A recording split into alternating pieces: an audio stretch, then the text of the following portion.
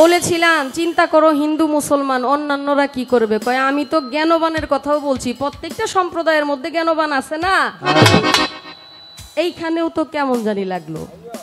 সব জ্ঞানবানরাই যদি বুঝে যাদের জ্ঞান কম তারা কি করব,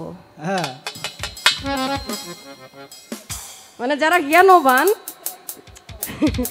তারা বুঝবে সকল সম্প্রদায়ের মধ্যে জ্ঞানী আছে, তাহলে যারা বুঝে না, যাদের ভিতরে এই জ্ঞানটা নাই, তাদের রাস্তা কি? তাদেরও একটা রাস্তা আছে। আচ্ছা এটা গেল, আমি এটা নিয়ে এত প্রেসার দিচ্ছি না দয়ালকে, আমার গুরুর সাথে আমার এরকম হইতেই পারে না। শেষে যখন গান শেষ করে বই সাজাবে তখন একটা মুস্কি হাসি দিছে, আমার মনে হইলো আমার কলিজার মধ্যে কেউ চাইনা মাইর দিল। মাইকটা কেমন কয়, ভক্ত খালি আজীবন কইয়া যাইব। বাপরে, প্রেমের মধ্যে ভক্তের অনেক কিছু কয় গুরুরা। যেই যে আপনি বললেন গুরুর এই পায়ের মধ্যে হাতের মধ্যে চুম্বন দিলেই তো জান্নাত পাওয়া যাবে, গুরুকে সম্মান করবে ভালোবাসবে। এখন গুরুকে যখন পায়ের মধ্যে চুম্বন করবে, হাতে চুম্বন করবে, তখন গুরুর সাথে ভক্তের কত কথাই হয়। খালি কি ভক্তেই জিগায়, গুরু জিগায় না? আপনি আক্ষেপ করলেন কি? আপনি আরেকবার উঠে আমারে কইবেন কিছু। আজকে আক্ষেপ রাইখা ফরিদপুর আর যাইবার দিতাম না। গান শুনলাম, হাত দিয়া নায়েবের হাতে যে যায় নাই আহলে বায়াতে, জাহেলাতে মৃত্যু হবে তার, নবীর হাদিস পর গুনাহ খাতা মাফ করাইয়া মার, ভবের পরে থাকতে তাজা মাফ করাইয়া, গুনার বোঝা কবর হইতে উঠিবে হাসর।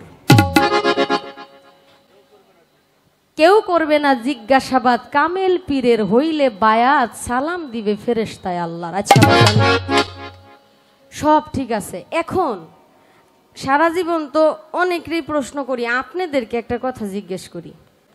আচ্ছা কে কামেল পীর? কামেল পীরকে চিনার জন্য তো একটা জ্ঞান চক্ষু থাকার দরকার আছে, আছে না?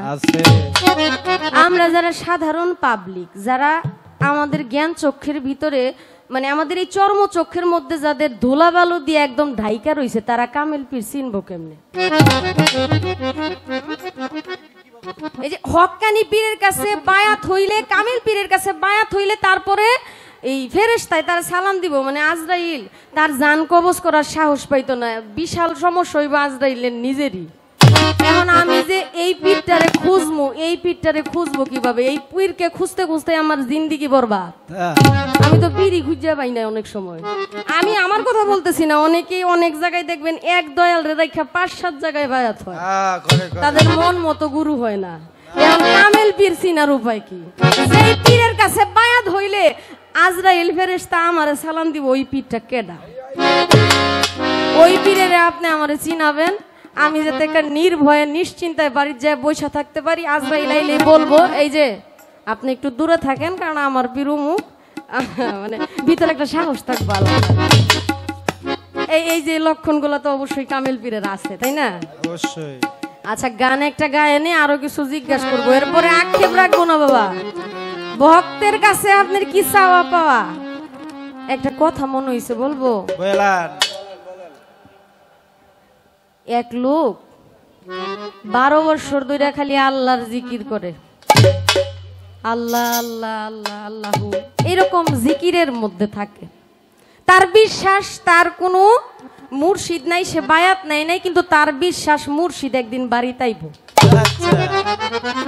অনেক বড় বিশ্বাস নিয়ে সে আল্লাহর এই ডাকে, মানে আমার মুর্শিদ আমার বাড়িতে আসবেই একদিন না একদিন, মানে আত্মবিশ্বাসের একটা জায়গা আছে না। 12 বছর পর হঠাৎ কইরা অভাব অনটনের সময় এসে পড়ছে। এই সময় বাড়িতে রাত 1:30টার সময় যখন সে জিকির করতেছে, এই সময় ঘরের ওই সিংখুডে না, আগের দিনে সিংখুড তো না, ওই যে ঘরে চোর ঢোকার জন্য যে, আচ্ছা তো ঘরে সিং খুঁজতেছে, আর উনি জিকিরের মধ্যে খাটের মধ্যে বসা, তার স্ত্রী পাশেই বসা। তো উনি যখন জিকিরের ধ্যানে আছে, এই সময় সিংখুদার যে আওয়াজ, এটা সিংখুদ এটাই তো বলেন, সিং কাটে না, এটা কই অভ্যাস নাই তো। এখন যখন কাটতেছে, এই যে জিকির করতেছে, ওই লোক কইতাছে আমার দয়া লাইতাছে। যখন দয়াল আইতেছে কইতাছে সুরে তো খুব সাবধানে খুব সতর্ক ভাবে শিং কাটতেছে, কাটার পর বউ কইতাছে আরে কি এমন আওয়াজ হইতাছে কিসের? কয় কথা কইস না, দয়াল আইতাছে, সাবধান, কথা কইস না। যখন দয়াল ঘরের ভিতরে খালি ঢুকছে, মানে ওই যে সুরটা খালি ঘরের ভিতরে ঢুকছে, এমনি জিকির থুইয়া খাটের থেকে ফাল দিয়া দয়ালের পায়ে ধরছে। গুরু আপনারে আমি 12 বছর ধরে খুঁজতাছি, আপনি আমার বাড়িতে আইবেন আইবেন, আজকে আপনি আইছেন, আপনারে আজকে ছাড়তাছি না। সুরে কয় সর্বনাশটা করছে রে, কার বাড়িতে আইছিলাম চুরি করবার, আমার জিন্দিগি না বরবাদ করে। সুরে কয় না ছাইরা দাও। কয় বাজান এত কষ্টে আইছেন আপনার, আমি এমনি ছাইরা দিব না বাবা। বাবা আপনি আমার পাশে বসেন বাজান, আপনার চরণগুলো আমি ধুয়ে ওই পানি দিয়া গোসল করব। দয়াল তো কোনো কথা কয় না, সুর তো তার মনে মনেই জানা, বিতে খালি মাহাই চলতেছে। যখন একটা বুলের মধ্যে পানি নিয়ে বউরে কয় তাড়াতাড়ি একটু দুধ আছে নাকি দেখো, ওই পানির মধ্যে দুধ মিশায় গরুর পাউডি একটু ধুয়ে দে। পানি আইনা যখন চুরের পাও ধুয়ে দেয়, কয় সর্বনাশটা করতেছে, গোসল তো করাইতেছে আমারে, মানে আজকে একেবারে সাইজ করে দেয়। বউরে কয় বডি আনো। বউ যখন বডি আনতে গেছে, চুরের তো খুব ভয় লাগতেছে, আজকে আমারে মাইরে লইব।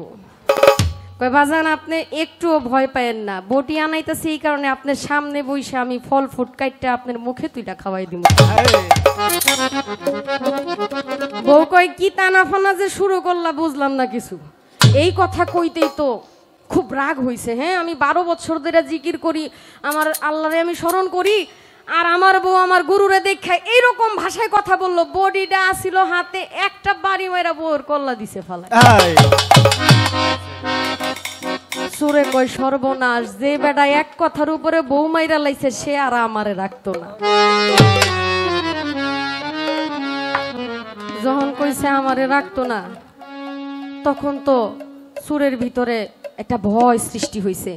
ভয় সৃষ্টি হওয়ার পর ওই সুর কি করছে, ওই পানি নিজের শরীরে দিতে যায়া ওই পানি যে বউর শরীরে পড়ে গেছে। ওই যে পাও ধুইছিল গুরুর, সে তো চুরকে গুরু ভাবতেছে, ওই পানি যায় বউর শরীরে লাগতেই বউর কল্লা ঠিক হইয়া বউ গেছে সুস্থ।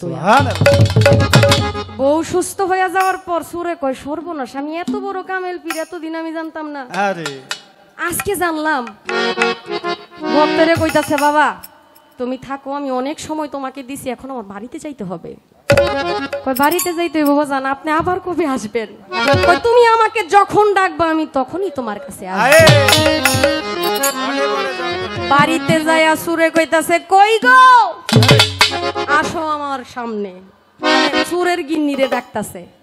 ডাকার পর সুরের বউ বাড়িতে আসছে। কষ্ট হয়নি বাবা? কথাটা কর একটা কারণ আছে, বলতেছি পরে। বউরে কইতাছে কয় আসো আমার কাছে। কয় কি? সে হাতে এক লাঠি লয়ে বউর মাথার মধ্যে কয়েকটা বাড়ি দিছে, দিয়া বউরে মাইরে লাইছে। সুরের মায়ের কয় বাবা এটা করলি কি?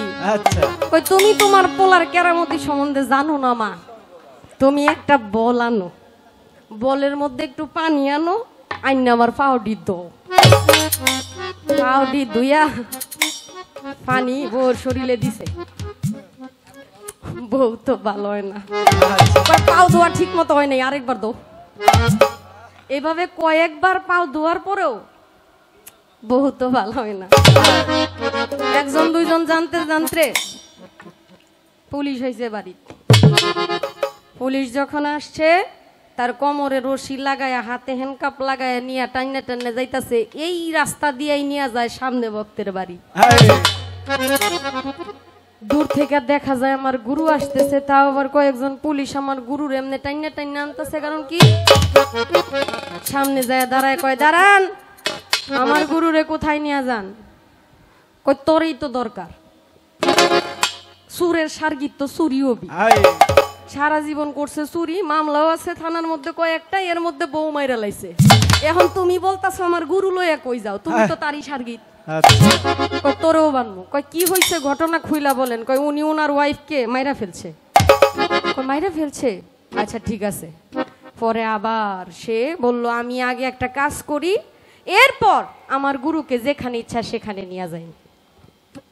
যখন ওই ভুল নিয়ে আইসা নিজের হাতে নিজের গুরুর পা ধোয়া ওই ভুলের পানি গুরুমার শরীরে দিল, সাথে সাথে গুরুমা ভালো হয়ে।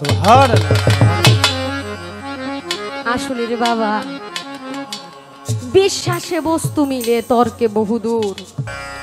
আমি বিশ্বাস করে যদি আমার গুরুকে আমি ভালোবেসে থাকি, কেবল কি গুরুই আমাকে উদ্ধার করবে, আমি কি উদ্ধার করব না? যদি আমার বিশ্বাসের জোর থাকে, আমার ভালোবাসা থাকে, আমার মহব্বত থাকে, যদি সেই ভক্তের মতো ভক্ত হওয়া যায়। এই কথাটা এই কারণেই বললাম, ভক্তই সারা জীবন প্রশ্ন করে যাবে গুরু কি করবে না। এই প্রেমের বন্ধনে আমাকে আবদ্ধ করে নেন, তবেই তো আমি আপনার হয়ে যাব। একটা গান আগে করি, এরপর ইনশাআল্লাহ কিছু কথা।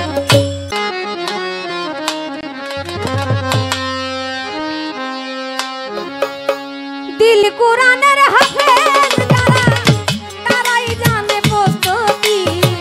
দিল কুরআনের হাফেজ যারা, তারাই জানে পদ্ধতি। মরা ছেলে বিয়া করলো নবযুবতী, মরা ছেলে বিয়া করলো এক নবযুবতী।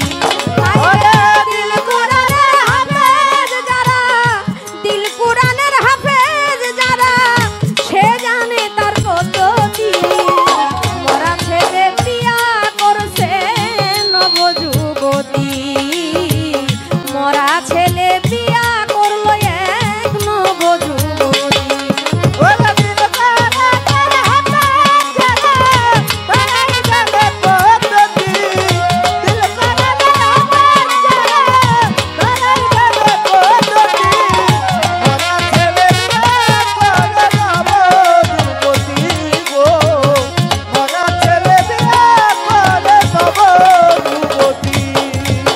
সেই বিয়াতে কেহ গায় রে গান, কেহ কেহ পরে বাইবেল গীতা, কেউ পরে কুরআন। কেউ পরে কোরআন, কেউ পরে কোরআন, কেউ পরে কোরআন, কেউ পরে কোরআন। সেই বিয়াতে কেহ গাইছে গান, কেহ পরে বাইবেল গীতা, কেউ পরে কুরআন। ওরে কেউ আবার দিতেছে আজান,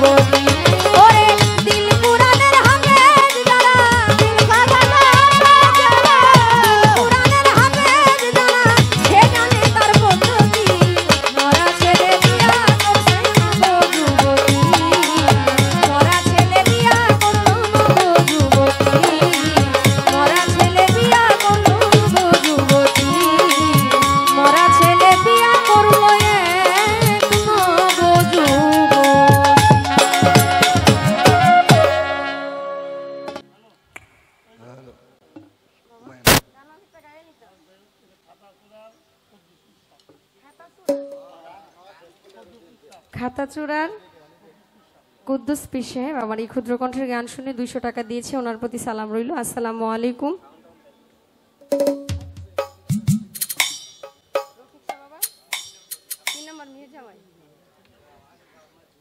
যাই হোক, রফিক শাহ বাবার 3 নাম্বার মেয়ের জামাতা, উনিও 100 টাকা দিয়েছে, ওনার প্রতিও সালাম। আসসালামু আলাইকুম ওয়া রাহমাতুল্লাহি ওয়া বারাকাতুহু। গাইবো এটা আস্তে আস্তে।